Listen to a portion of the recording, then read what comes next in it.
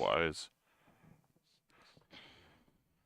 Switch that over and good evening and welcome to BatteComm Unity. I am your host, Paul. It's great to have everybody back. Sorry we missed last weekend. We got a little bit tied up here at the studio filming some Dungeons & Dragon related stuff for Six Sides of Gaming. So we didn't want to try to do it simultaneously. With that, I'd like to introduce our host. So I turned on the volume. Tonight, of course, as usual, we got with us Henny and Joe. Howdy, folks. How's it going? I think you know us by now, maybe. They have no idea who either of us are. I'm just here to look pretty. That's okay. I'm good with that. And of course, I'm just here to fill space. our remote guest, Tuck Davian. How you doing tonight, Tuck? Good evening, everybody. I'm doing great. Thanks for having me. Yes, we have our in-house roving reporter and lost Davian heir. At least anytime he's in a Wi-Fi dead zone, Mr. Tuck Davian. We also have the INN's newest news anchor, Mr. Paul Clarkson, who was most recently seen as a part of a certain video by a major content creator. Yeah, so hold on, I just got to get this back over to the right camera angle. Yeah, so I was fortunate enough to work with our good friend Tex from the Black Pants Legion, the Black Pants Legion. Tex asked if we could do a spot regarding news. That is actually the initiation of this show. Was creating community news because, as everybody knows, it's very important to Tex and the guys at the BPL, along with everybody at Fox Network, everybody at Six Sides of Gaming, along with everybody at Battlebound, building community and having an outpouring in an area where we can share with each other all the great things we do for the game of BattleTech. So, that came about, earlier this year. We did some recording here at the studio for it. I won't give away too many of Tex's secrets of what happens behind the scenes.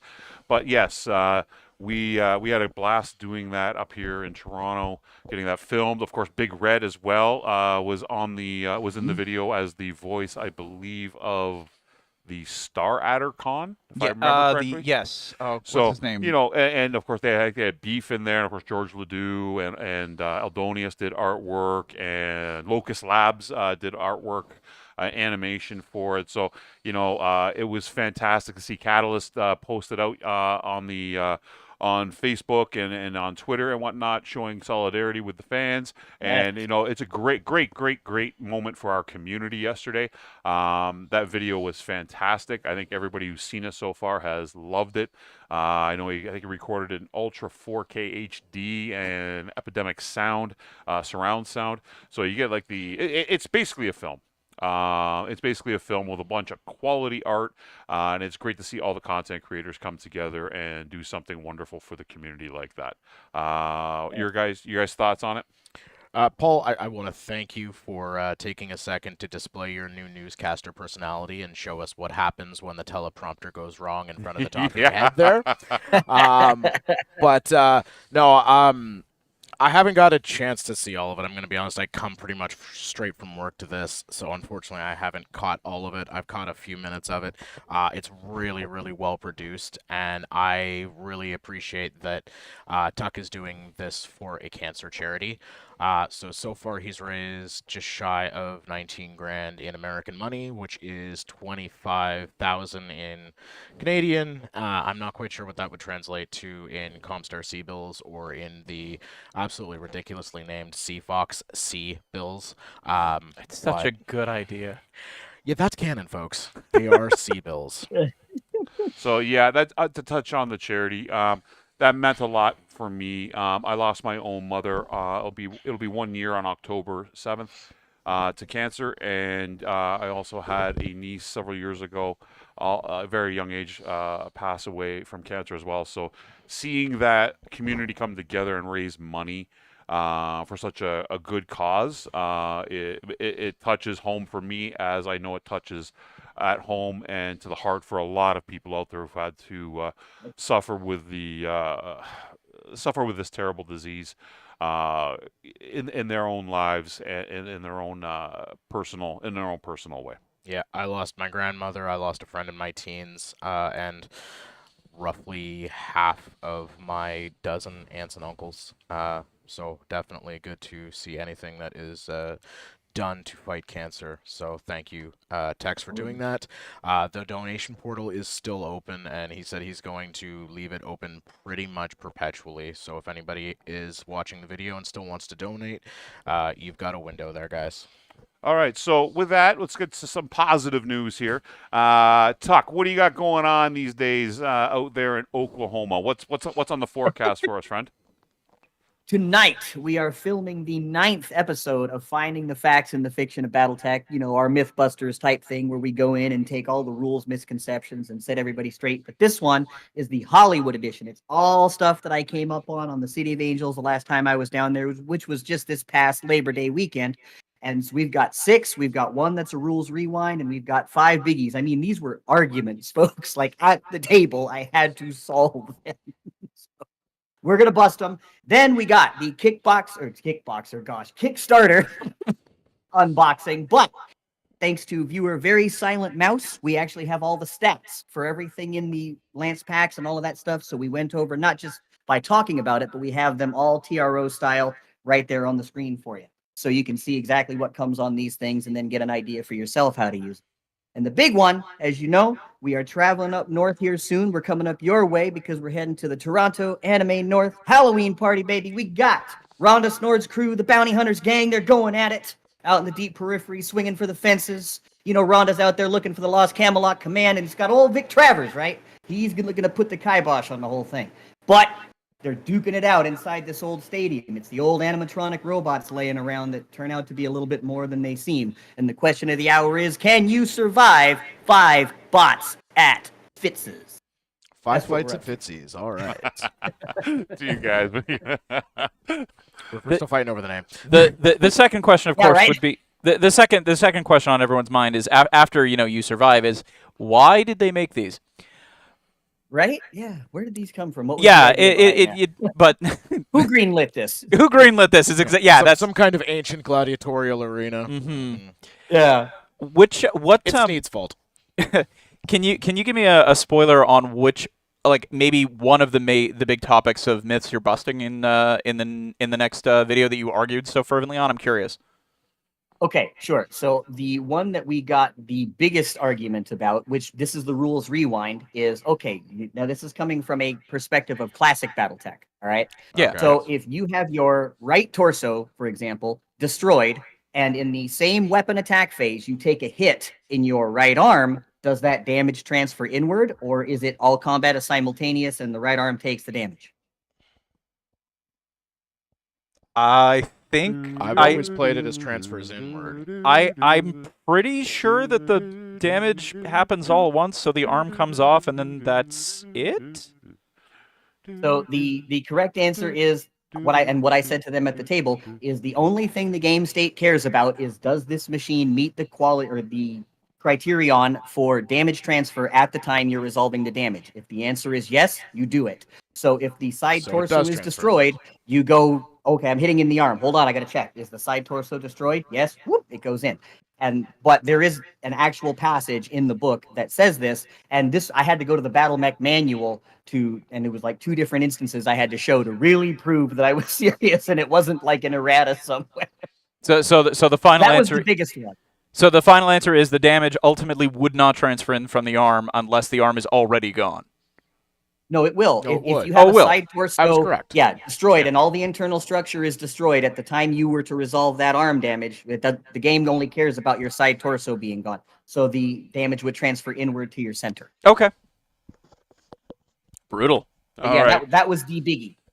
All right. So, anything else you got One there, of these Tuck? days while you're myth busting, we've got to do something on how and why or how it is possible for something like the SM-1 destroyer to fire a massive autocannon and not reverse its momentum as a hover vehicle. I mean, we have in universe like things like the Maxim hover tank having to use basically drag and a grapple to slow themselves. So you would think that means that an air-loaded vehicle is going to move very easily whichever way it's in motion. So That AC-20, for example, the Ultra AC-20 on Calandre's SM-5 destroyer, that should be at least having its speed if it's running full out, and if it's in a stopped position firing that, it should be reversing. They just drop an anchor first. It's fine. Reverse thrusters. Reverse thrusters There you go. is the answer. Space magic. Space And magic, space yeah. magic. Space magic It, makes it the most works the sense here, same I way think, as yeah. the ammunition feeds internally around the moyamers and the actuators for short range, long range missiles, and of course 200 rounds of machine gun ammo. You mean how my ammo gets from my leg to my arm? Pretty much. Yeah, Yeah. fair yeah. enough. All right. Unless so, the battle mech's just loading it. And click. So with that, Henny, what's our question of the week?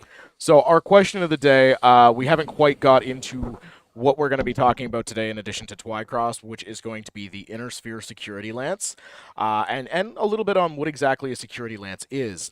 Spoiler, nobody here is quite sure exactly what a Security Lance is, and I'm going to be completely honest, based on the eclectic nature of the mechs in the Security Lance, I don't think Catalyst was completely sure when they put this together, so we're going to come up with the response ourselves and pull it out of the hat on the way through. Anyway, in honor of that, my question of the day in regards to the Security Lance, for the majority of his career, Jamie Wolf was bodyguarded by one man who was both his personal bodyguard and led his security element. His name was Hans Vordell, and he served Wolf for almost 40 years, protecting him on the battlefield. What mech did Hans Vordell pilot for almost the entirety of his 40 years as Wolf's bodyguard? And that does not have to be answered immediately, because nobody gets it I know immediately. the answer. Yeah, he just stood on the hood of the Archer and just did his thing, right? Yeah. No. No. Yeah. Okay. I know the answer, and he doesn't even have the answer on the sheet on the computer in front of me. I think I know the answer to this. So what are we going to go straight into the Security Lance with that, or we got stuff we to can go over we, first? We can go right into the right into it. All right, so we have the Inner Sphere Security Lance. It is one of the boxes that came out with the Kickstarter, and we're in the habit of going over each of the new Kickstarter boxes as we settle into the show. Yeah. So here we have a Whitworth, a Vulcan, a Scorpion, and a Jaeger mech. All of which make me feel secure. So, the Whitworth is a fantastic mech. I have no disagreement with it. There's two mechs in here that make sense being in a Security Lance, and that is the Vulcan, which is the anti-infantry specialist, and the Jaeger mech, which is the anti-air specialist. The Whitworth is just a random solid mech that they were like, go take that. And my theory on the Scorpion is that it is just so ugly and has such a terrible reputation in universe, to the point where like technicians used to load this thing down with paint cans to get it to shake paint so they could spray it on other mechs because it's so horribly unbalanced that they just threw that at somebody whose, you know, real security skills were more about their out of the cockpit fighting abilities. So Yes. they were just like, you just take that one. You're Now, you're so harsh. There's something with quads. Tuck can probably touch on this better than I can because I can't remember. But the rules with quads used to be different. The Scorpion used to be kind of abusive with the way it could move laterally. Yeah, and then they can changed crab shuffle. No, but it used to be Yeah, they- better than it is now. Oh. It was something that was errated at some point. The only reason I know this I is can 'cause actually go get the BattleTech compendium. and look yeah, this up. that you can use that for myths or whatever. Like it's changed over the years. The only reason I know this is because my roommate Sean is a rules lawyer, and he will find the best thing possible, and he will Sure. abuse it, and he will take advantage of it. And he used to love the Scorpion, and something changed with it somewhere in the early '90s or mid '90s, somewhere along the line. All right. Very Silent Mouse does have the answer to our question of the day. And I had it right. Yes, and Paul had it correct. Aha! Hans Well, I Vordell was is off the getting my pilot book. of a Victor. So thank you for that, Very Silent Mouse and Not So Silent Paul. Which is a really good bodyguard mech. Now, the Victor is a fantastic Yes. bodyguards mech. Unfortunately, It's actually mobile enough to keep up with the mech that it's guarding. In this case, a lot of times, if you hear in the lore, you see things like the Banshee that Antioch Bell pilots as the bodyguard for the Black Thorns, which could not possibly keep up with anything that Jeremiah Rose pilots. And there's Chris. Just for the record, Chris I think has got it right. He says you used to be able to walk sideways as if you were backing up. I don't think you could run laterally though. Okay. I think that's what it was. All right, so what's the first mech up here? You got the Jagger mech. Yeah, I got the Jaeger mech. So yeah, as I said, I mean, it is one of the ones that actually fits being in a security mech a little bit, having a dedicated anti-air assets. I would probably actually have two if I was building a security lance around protecting the command company and the mobile HQ artillery assets, etc. So maybe having a Jaeger mech and a rifleman or something of that sort. It definitely makes sense. It's a replacement for the rifleman. It was designed to solve a lot of the flaws in the rifleman. It didn't. It Yeah, I was gonna solved say. approximately one of them, which was the heat issues. It was supposed to solve the armor issues. It has slightly more armor than the rifle, but is still extremely thin-skinned. And it actually has to pack more ammo than the rifleman because it has multiple autocannons, which means it is much more likely to become a mech-sized Roman candle and cook off. As Um, as a GM, or at least as a part-time GM with BattleTech, I do like it as an Op 4 piece. It's fragile. It's scary to have firing at you constantly, even if it's not ultimately the scariest mech on the board. Mhm. I like the Jaeger mech for what it represents. If you told me, Joe, you're getting in a Jaeger mech today, I would go, no. Yeah. It does have a bit of a history of stack pulling. Now there are some later variants that are made for a little bit more for frontline combat. There's a couple of rotary combat variants. I mean, once rotary ACs come out, it takes care of a lot of the weakness of the light autocannons.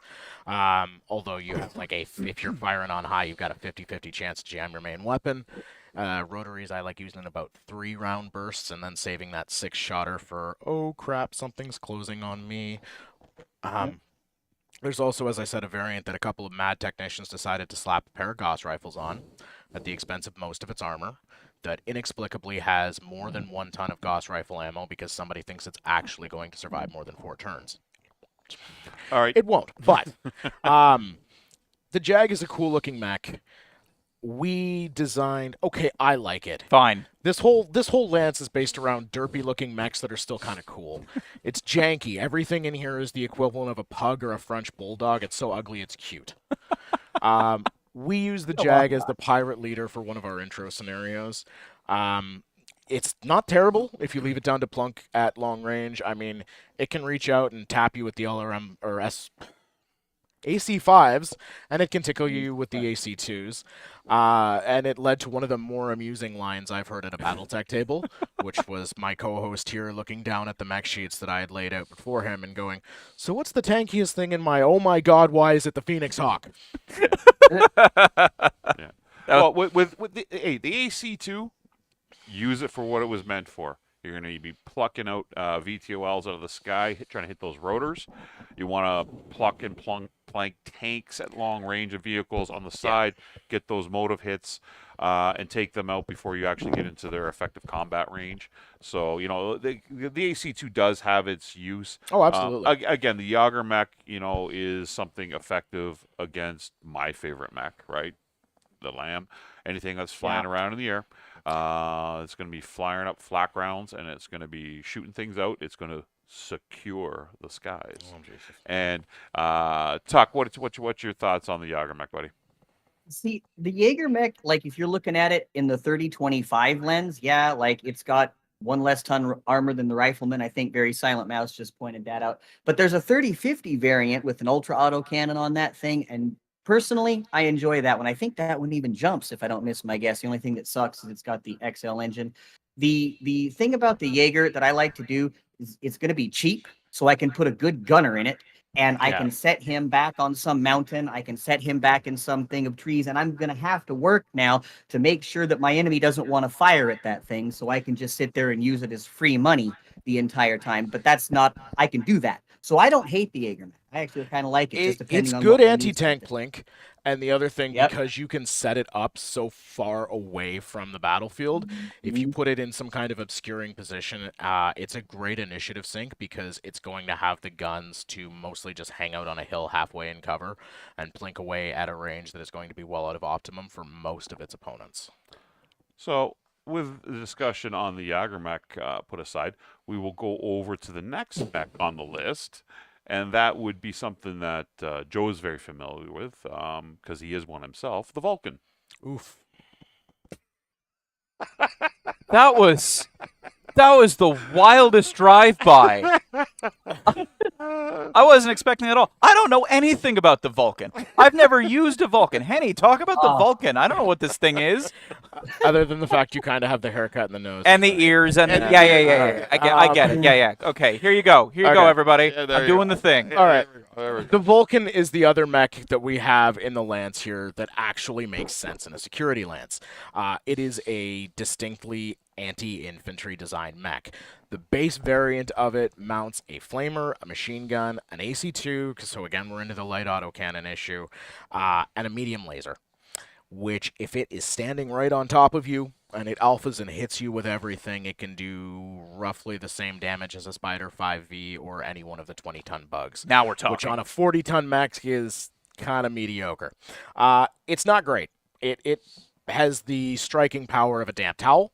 However, they do make a pretty good version in 3025. I'll be honest with you. I think the best Vulcan version is the 5T, which is 5T, pure yep. intro tech.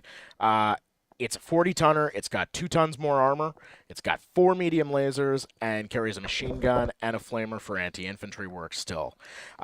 And I'm going to be honest with you, it, like another one of the ones we're going to talk about in a second, has something that, from a gameplay perspective, is really nice in that it has crit padding.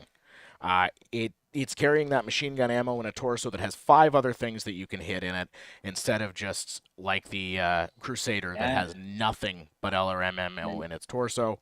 Boom, is gone. So it's a pretty well optimized mech. It's good for hunting lights. It'll do in a pinch for sure if you're looking for something that'd be a budget Phoenix Hawk or to pair with a Phoenix Hawk. Is that with the speed of a Phoenix Hawk? It is a quick mech, yeah. Yeah, Quick and jumpy. then you sold 9.6, yeah.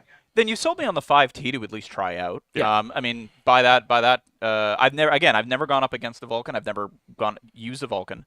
That by itself is enough reason to use it. Sounds solid. Yeah. So far, okay, we we started off by making fun of why it was called the security lance, and through Right. our descriptions, we have discussed that the Jagermech secures the skies. Yeah. B, the Vulcan secures the ground from enemy Ground. ground forces. Starting to get the theme here now, right? And And also, this is the point at which we completely lose it because I have no explanation. Yeah, where all the wheels how fall the off. other 2 mechs actually fit in the security lance. So excellent timing on that matter, Paul. So Thank you. before we go to that, Tuck, what's your thoughts on the Vulcan? No, I was gonna say I'm glad they brought up the 5T because that if I were personally wanting to field the Vulcan like as part of my force that I wanted to do stuff, I would definitely take that one. You're only going up movement heat. It's got 2 extra heat sinks on it, so you can run and fire all that jazz and Yeah. just gain a couple of points of heat. But if I were using like an Op 4 and I needed something to just fit in there because I didn't want my opponents to be facing anything crazy scary, unlike popular belief, I'm not all about the TPK. So I might use the VLT or VL2T Vulcan in that instance. But unless you're playing against infantry, you had it right. It's kind of like Yeah. a pop gun. I mean, I'll be honest with you. Like, it's a great anti-infantry mech because the only armor that it is fit to penetrate is a camo T-shirt. That's it.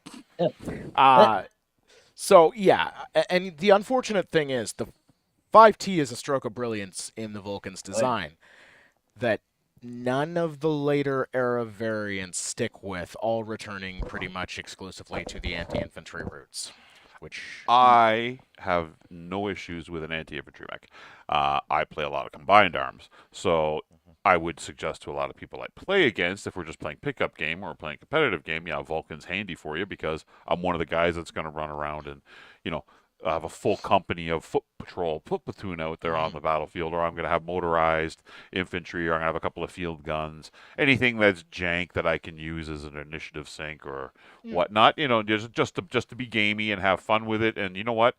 Shooting a mech and taking it down with a soldier is so much better Yeah, I than have shooting no it with idea. a Gauss rifle, right? It's just the way it is.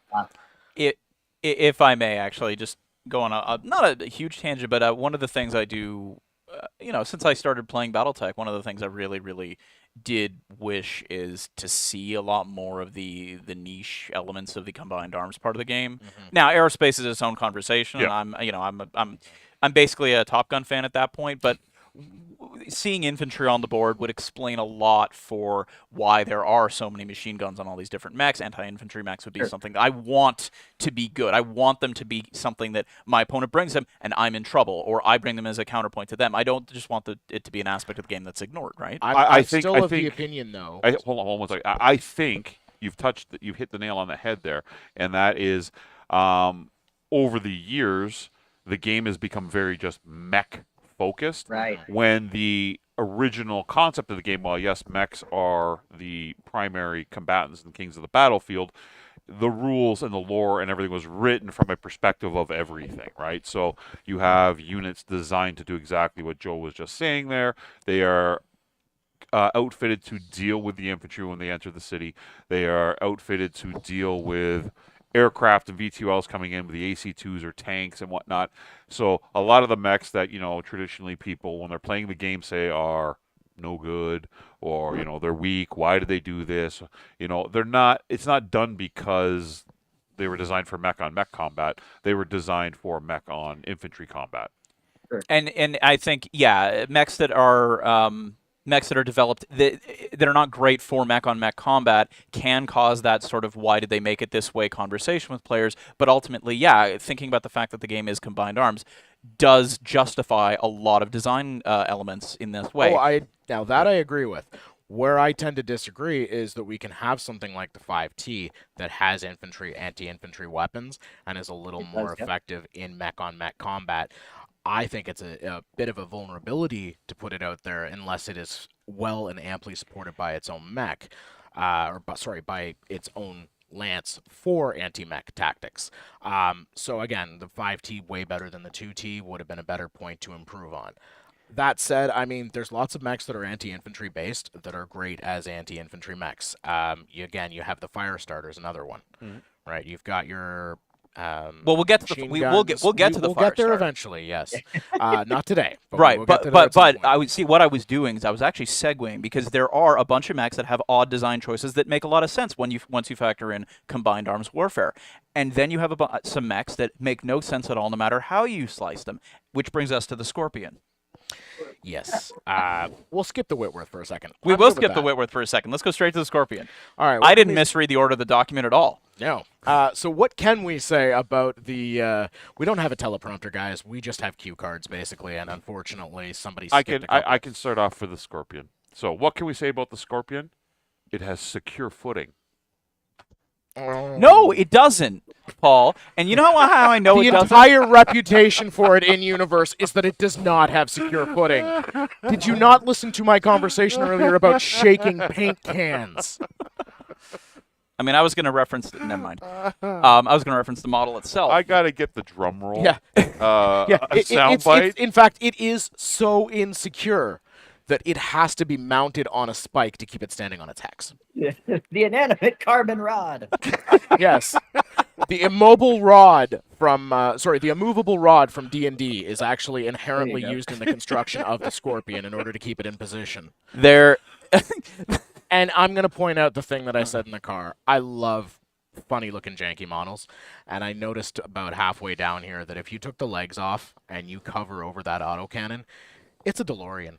So I love the Scorpion. I think the Scorpion's a cool mech. It's got a cool design. It's very simple. It's what, a PPC and an SRM6, if I remember PPC correct. SRM6. And it's easy. Really It's basic, easy to, really effective. easy to control. Good for new players. Effective frontline fighter. It's got a little, long range pop. Got some beef. It gets inside, For and, its size. it can do a little bit of crit seeking after punching some holes in certain locations, and then you kind of do your thing, right? So I'll let you chat about it there, though. I mean, that's pretty much is the gist of the Scorpion. It is decently effective. I can't complain about it too much. It does have some advantages from a mobility standpoint, being able to kind of crab walk hex to hex. It's not quite the way it used to be, but it is still pretty effective. With that said, there are also some variants that make odd choices. There are a couple of there's a couple of really brilliant variants that have things like a torso, which on a quad mech, the one thing that they suffer from is the inability to torso twist. Yeah, That takes care of that issue. You can just Um, give a quad a torso? Some turret. Oh, a Torso turret. Oh, a turret. turret. Okay, Turret. okay, I see what you mean. Turret, yeah, so it basically gives them torso twist. Okay. One of the a later era design of the Scorpion includes mask, and mask is a handy thing, except when you fail a mask roll, and each one of your legs takes a movement crit, and the Scorpion has twice the legs to take movement crits on. So that makes the inclusion of mask on a Scorpion certainly a choice. And in regards to new players, I have seen a new player push his luck and go from skittering around the board at like 16 hexes to that's a run for 1 TMM because he took a quartet of leg crits in awful spots. Oh. Joe, what's your Oh, thoughts on God. it, buddy?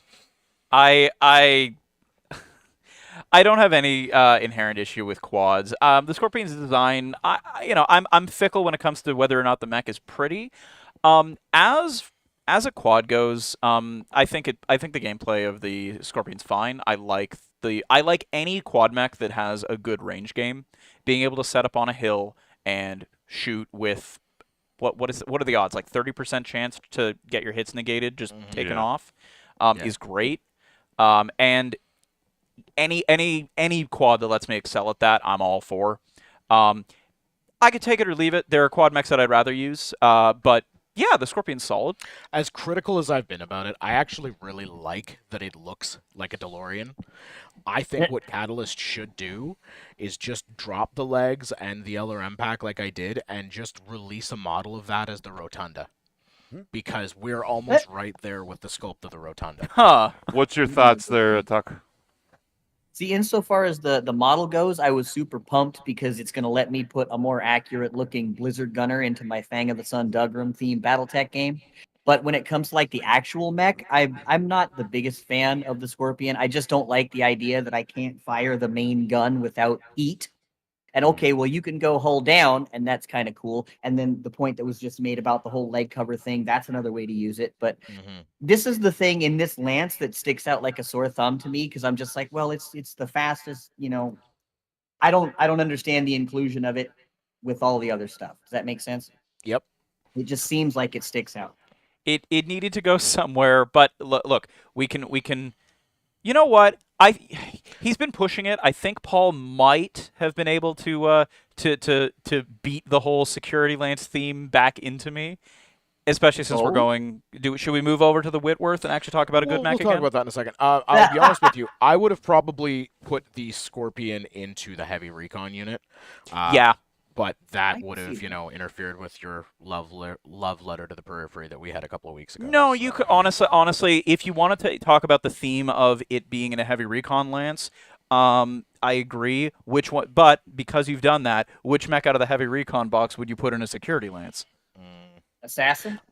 You'd put the assassin in? That makes a decent amount That of would be like the sense. fastest thing in that entire lance then. Yeah, Okay. that And makes a you can decent spot amount for of the sense, to be LRMs. honest, because then you're chasing down bugs that are getting in and locating the Yeah. command lance, the command units. I would have also possibly said the Merlin as just being another solid mech. That could be a light bodyguard mech. Realistically, what I think is missing from this lance is a true bodyguard mech, so I would have put in something like a Victor or something in maybe a heavier bracket that had a little bit of the ability to stand up for the commander. Me and Tuck and I were talking. My suggestions were a long range Griffin or even a Centurion would have fit into something like that. Just for the theme, not necessarily for mechs to put in here, but No, absolutely, a Centurion would fit. Jingizu has an answer to the movement on quads here. He says, took a minute to look up the old classic BattleTech quad lateral move. BattleTech Compendium 1990 and Master Rules have the same rules, slight change. Basically comes down to, under the old rule, a lateral move to the rear wasn't explicitly considered backwards movement.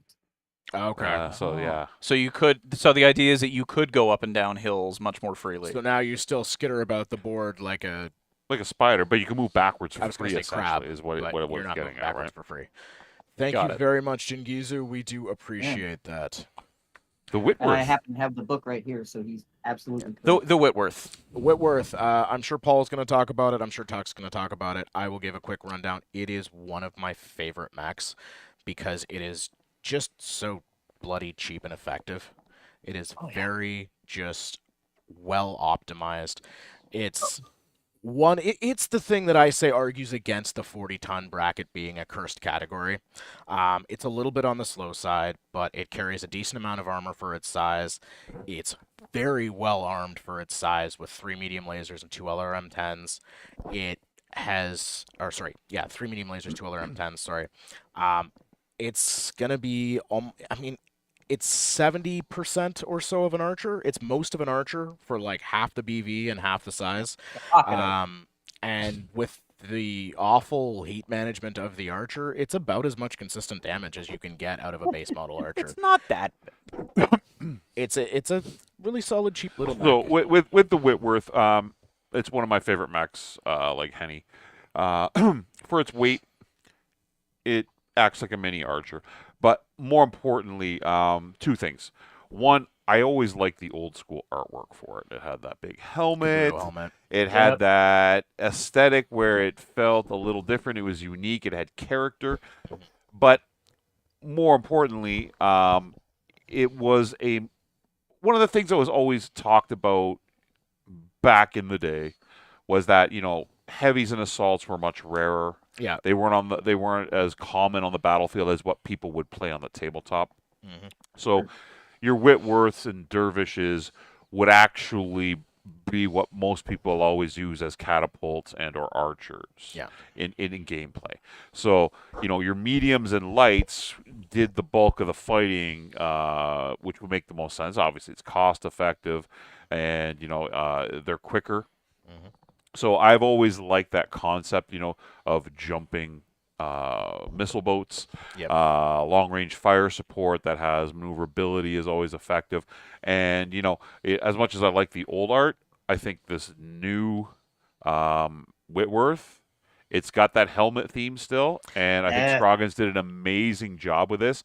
And updating it. And one of the things that you were talking about the art real briefly to go off topic for a second is that all the new miniatures have a fantastic aesthetic or a feel. We were talking about this the other day about another mech that Joe had posted in our Discord, and I'm like, that didn't feel BattleTech to me. I can't remember what it was. It was something with claws. It was a newer era mech. Contio. The Contio. Yeah.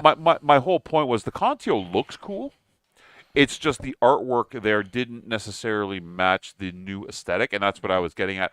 And because I think Catalyst has done a really good job of taking the classic designs of those mechs. And some of them are derpy looking back in the day. They were great ideas, just maybe not necessarily executed really cool in a lot of instances. And they were updated to a common aesthetic in the new era with Scroggin and his teams.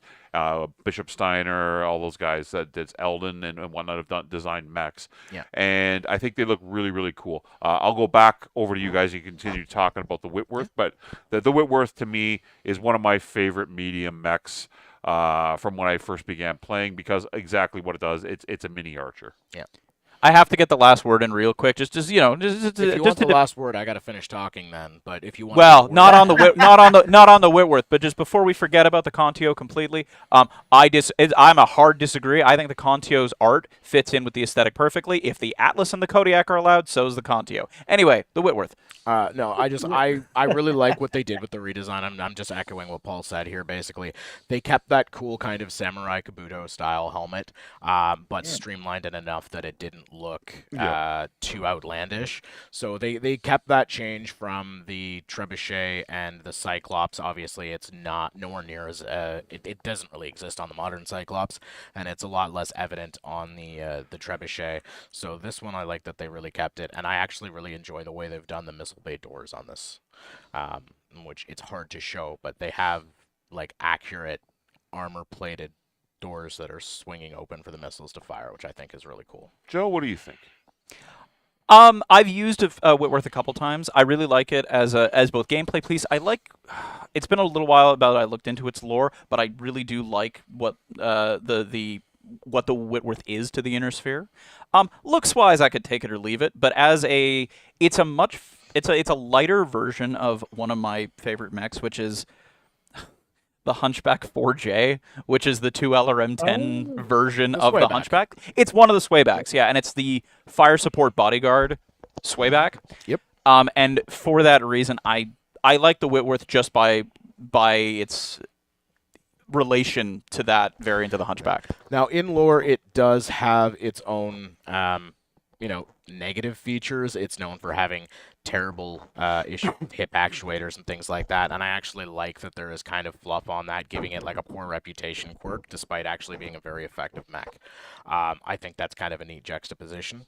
And, certain variants of it are questionable. I think it's a great fire support unit. I look at the 1S, the Steiner version that does what the Steiner version of the Trebuchet does and replaces all the LRMs with SRMs on the Treb. That is a 5.8 mover. That's not a terrible idea. This little guy at 40 tons, even though it's well armored for 40 tons, is only moving 4.6, and if you are in SRM range, you're going to be in trouble, unfortunately. Tuck, what are your thoughts, buddy? It's funny you were bringing up the helmet because what he has always reminded me of in this new version is Cyclone from He-Man and the Masters of the Universe.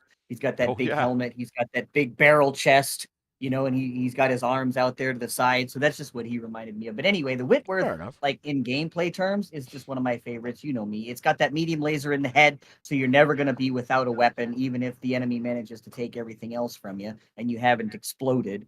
I like the jump capacity. Fire support was brought up. I agree with that. I like to park him and bark him. Just hang back. Yep. All right. So, what are we going to go on to here next, guys? We're just going to quickly take a look at the Legends too. I've been meaning to bring it up since I got it with the Kickstarter. Checking into it, I've really enjoyed the art. We've got a few units out there that we can kind of flip through it without moving it too much, hopefully. Oh, no, you don't have to open it there. There you go. Sure. But I really like that they've actually gone and included aerospace and tanks in this version of Legends, because I am somewhat disappointed that my tank packs from the Kickstarter came without pilot cards. I like that we have the new combat system being implemented for them, and that kind of replaced it, but I would have...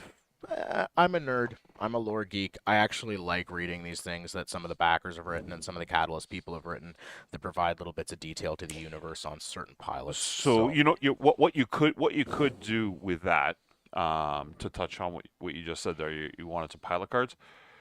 Clan Invasion Kickstarter. We got 2 decks of generic cards that were backer designed characters. I would go in and use those for your tank pilots and whatnot, right? Yeah, that's where I go at it. Like I said, specifically, there's a half dozen tank pilots in Legends 2, which is one of the things that I liked. So here we have the Shalone, which is actually, we were talking about the aerospace example. Yeah, that's where I went. Tyra Miraborg, but... actually, almost relates to the turning point of Twycross, Tyra Miraborg being she was in the video. she was a relevant part of the not the Twycross battle itself, but as we leaf through, we actually find that there are quite a number of characters in here who pilot vehicles rather than mechs. We've got a Shrek PPC carrier here. We have they're kind of strewn about. We didn't have time to. One that I like. It's further in. Yeah. I could. Here, you vamp and I'll. I'll be honest with you, like, I really like the art on a lot of the characters. There's one or two that I think could have been a little different. Marcus Giovanti wasn't quite how I would have pictured Marcus Giovanti. He looks a little bit like Alfred the Great from The Last Kingdom, but like I said, they've really stepped up the game with the facial arts so that Alaric Ward no longer looks like he is stuffing so many walnuts in his cheeks that he can imitate Paul's squirrel minion. I should actually point out, I neglected to. I was reminded to bring it up now. They also have some elementals. We actually have art close-up art of the battle armor beyond just the line art that I believe it was it Scroggins who did the updated elemental, or was it Not 100% you're not sure who did that, but but yeah, no, we have art of elementals now, which is actually really exciting. I hold out a faint hope that maybe we'll see something like art of specters or Grey Death Legion armor. I Or want cage suits. I want to see the Legends 3 that has the Death team that sacked Huntress during Operation Serpent. I think that would be really cool. we're looking for, yes, here we go. So here's one that I like. We've got a Manticore heavy tank, which is absolutely one of my favorite units. flip that over to Um, there we go. What page is that and on? we have a pilot that looks like he could be any one of us sitting around a mech table. So I really enjoy having that characters that look like they could be one of us. You know, they're not heavily stylized. They don't look like they are fronting a thrash metal band or anything like that. So, you know, I mean, it doesn't get more everyman than naming somebody John Bob Jones. So Right? that I dude was could just looking very at well him. be dad at the grill sitting in the backyard. I heard you were asking Tuck. We're 58-59 of Okay, Legends yeah, 2. I got John Bob up here. I'm looking at the book too while y'all are. Yeah. So just being able to feature a bunch of other the other thing is they've increased the number of different types of mechs that are being featured in Legends 2. I didn't really think that was a criticism of Legends 1 at all, but I just noticed there's a wide breadth of mechs I was not expecting in here, including vehicles as well, which are not mechs, but I have stumbled over my words there. Paul, save me. Save you? All right. So, I literally just speaking of vehicles, mechs, infantry, and all this fun stuff. So, in relation to the Turning Point at Twycross video that was released yesterday by Tex and the Black Pants Legion, us here at Fox Network 30th Century Fox, Six Sides of Gaming, we put on a couple of different events. We did the Friday Night Aces stream where we did the scenario that I wrote that was honoring that video release. Everybody who watched that saw that the 9th FedCom RCTA managed to actually collapse the canyon without K. Allard Leo's help, which was kind of wild. So that was the first time we had done the scenario. So the next day when we ran it at the round table here in Guelph, Ontario, for the community, I tweaked it a little bit, started the infantry a little farther away from their objectives where they had to set the charges, and we had a much more accurate game unfold. The way that turned down, the inner sphere again did win. We got to a point where Kay had just entered the battlefield, and we quickly ran it out because we ran out of time. We did the quick rollouts, and what ended up happening is that Kyle Leo actually got destroyed by Adler Malthus, but the remaining foot platoon that was in the valley was able to actually detonate it, while all the rest of the 9th FedCom RCT actually got out of the valley, and they won again a second time. Yeah. So tomorrow night, we run a normal game up at Sir Games Lot in Barrie, Ontario with Joe and Henny. That's what they normally do up there. And we're going to take the show on the road, and we're going to do that for tomorrow night in Barrie. I'll let the guys touch on that in a moment. And then again, Wednesday night, we are going to do it again for our game at Harry Tarantula with Jesse, who, those of you that watch Friday Night Aces, he's one of the co-hosts now on the show. Him and Scott and Austin from the Fox team run games every Wednesday night. So we're going to bring that scenario to the public 2 of the next 3 nights to wrap it up before we get back into some new stuff leading up into the arrival of Tuck in a couple of weeks, where we start running some neat stuff. But I'll throw the Monday Night Mercenary stuff over to the guys. Yes, our Monday nights with a K, because it's a reference to Sir Games a lot. We do that up there as part of Fox Network. We've been running basically a string of short campaigns, 3 to 4 weeks at a time. I'm looking forward to putting the current one on pause for a week so that we can run the Battle of the Great Gash that Paul has provided a huge amount of miniatures and terrain for, so it's going to be a really good time. Sir Games Lot is in the Bayfield Mall. If anybody is interested in coming out, we will happily take anybody that wants to join us at our table from about 5:30 to 8:30. So Eastern time for Eastern. although Please if you're- don't fly in. I mean, it's going to be a good show, but I wouldn't fly in for it. Now these are locations too that when Tuck is here in 3 weeks that we will be filming episodes of Battlebound at. So those you'll get to see on Tuck's channel. So anybody that is watching and has never met or heard or seen Tuck before, you can follow him on YouTube. He's been doing this a long time. He's one of the inspirations for a lot of us that do this stuff, and that's why we reached out early on to make him a part of our team and to do things with him. That said, Tuck, anything you got to take us into the final words for the evening? I'm just looking real forward to coming up there. I created 3 games. I was just showing them to some of y'all earlier before we got on here. I come up with a perfectly balanced Alpha Strike game. I came up with a perfectly balanced classic BattleTech game. Like, these are just dead even on points. And we challenged ourselves over here. We said, let's build a game out of nothing but what we got in this Mercenaries Kickstarter order. So we can't take anything else. It has to be this. And so we did it. And I think I was saying it was Banquo, the Pegasus, that made it dead even on both sides. So yes, I'm still play testing that game to get the construction factor of the buildings right, because it's a search and destroy. I'm gonna play around a little bit with that classic game, see if I can't throw some other elements in there based on some feedback I got. So yeah, I'm really excited to come up and just show this stuff to you. Joe and Henny? Yeah. If you guys want to come out tomorrow, like I said, we're always looking for more players. And any Monday, we're there literally just about every single Monday. We have a great amount of terrain building up now. There's always something running that is some kind of curated narrated event or the occasional pickup.